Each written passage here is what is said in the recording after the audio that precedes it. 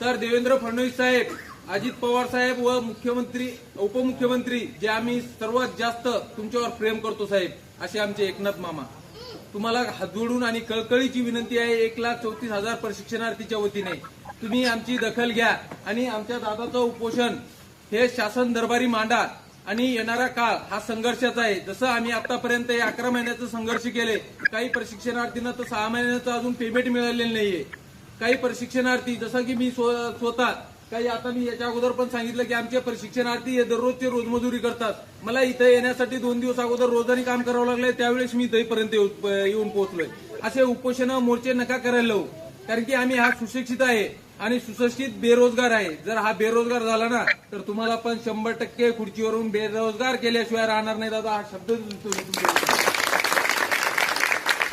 येत्या 2 ते 3 दिवसामध्ये शासनाने आपली दखल घेतली नाही तर दादांनी सांगितल्याप्रमाणे एकीकडे महाराष्ट्र आहे तर एकीकडे गुजरात आहे आणि मधामध्ये हा रस्ता आहे, जो महामार्ग आहे. या महामार्गावर इथं बसण्यापेक्षा आम्ही तिथं जाऊन बसू. तर शासनाने येणाऱ्या काळामध्ये आमची दखल घ्यावी व लवकरात लवकर या 1,34,000 प्रशिक्षणार्थीचा प्रश्न सोडवावा अशी मी शासनातर्फे विनंती करतो. थांबतो.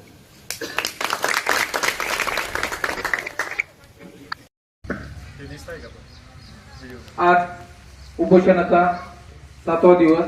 आपले आदरणीय आपले लाडके भाऊ अभिलाषदादा देवरे साहेब हे उपोषणाला बसलेले आहेत. अन्नत्याग उपोषण सुरू असताना आता इथं जर पाहायला गेलं तर हजारोच्या संख्येने आपले प्रशिक्षणार्थी उपस्थित आहेत आणि ह्या उपस्थित संख्येच्या माध्यमातून शासनापर्यंत आम्ही एक विनंती देऊ इच्छितो की आमचा रोजगार हा कायम करावा.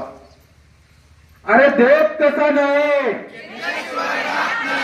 हमारी मांगे पूरी करो, भारत माता की वंदे वंदे.